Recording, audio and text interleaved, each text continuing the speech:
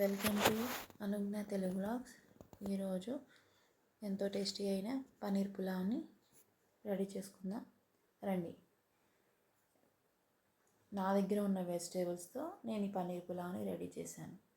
ఎలా చేశానో చూద్దామా?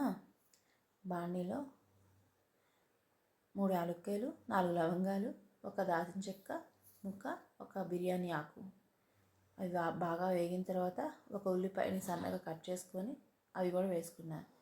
పచ్చిమిరపకాయని కట్ చేసుకొని వేసుకున్నాను. క్యాప్సికమ్ సగం కట్ చేసుకొని వేసుకున్నాను, కొంచెం పెద్ద సైజులో. ఇవి బాగా వేగడానికి కొంచెం ఉప్పు వేసుకున్నాను. ఒక టమాటాని మిక్సీ వేసేసుకొని దాన్ని కూడా యాడ్ చేసుకున్నాను. ఇవి బాగా పచ్చివాసన పోయేంత వరకు వేయించుకోవాలి. నా దగ్గర ఉన్న కొన్ని బఠానీలను కూడా యాడ్ చేసుకున్నాను. దీంట్లో 2 టేబుల్ స్పూన్ అల్లం వెల్లుల్లి పేస్ట్ వేసుకొని బాగా కలుపుకోవాలి. పచ్చివాసన పోయేంత వరకు వేయించుకోవాలి. దీంట్లో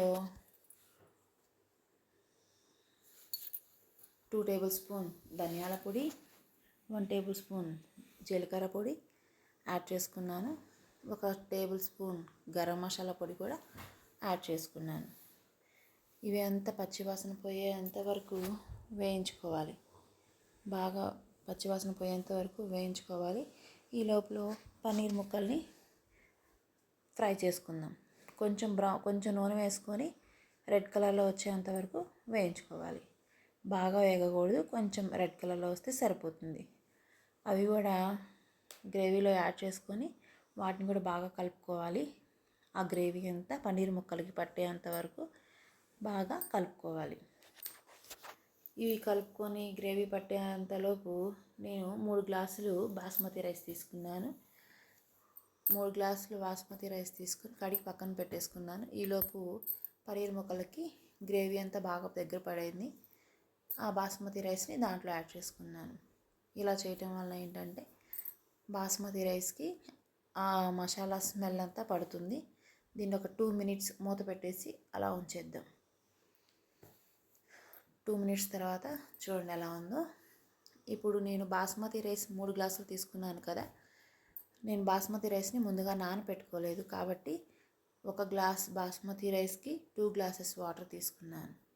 అంటే 3 గ్లాసుల బాస్మతి రైస్కి 6 గ్లాసెస్ వాటర్ తీసుకున్నాను. తీసుకొని కళాయి తిప్పుకొని కొంచెం సాల్ట్ చూసుకొని దాంట్లో కొత్తిమీర వేసుకొని ఒక 10 నిమిషాలు కదిలించుకుని అలానే ఉంచాలి. అంతే, పన్నీర్ పులావ్ రెడీ. స్టవ్ ఆపేసేసి దానిని అలానే స్టవ్ మీద ఉంచండి. ఒక 10 నిమిషాల తర్వాత సర్వ్ చేసుకుంటే పొడి పొడిలాడుతూ పన్నీర్ పులావ్ రెడీ అయిపోతుంది. చూడండి ఎంత పొడి పొడిలాడుతూ పన్నీర్ పులావ్ కలర్ఫుల్గా రెడీ అయిపోయిందో. దీనిని మనము పెరుగు రైతాతో సర్వ్ చేసుకుంటే చాలా టేస్ట్గా ఉంటుంది. నా ఛానల్ కనుక ఫస్ట్ టైం చూస్తున్నట్లయితే సబ్స్క్రైబ్ చేసుకోండి, లైక్ చేయండి, కామెంట్ చేయండి. మీలో ఎంతమంది ఇలా ఇంట్లో ఉన్న వెజిటేబుల్స్తో ఈజీగా ఫాస్ట్గా టేస్టీ చేసుకుంటారో కామెంట్ చేయండి. సబ్స్క్రైబ్ చేసుకోవటం మర్చిపోవద్దు.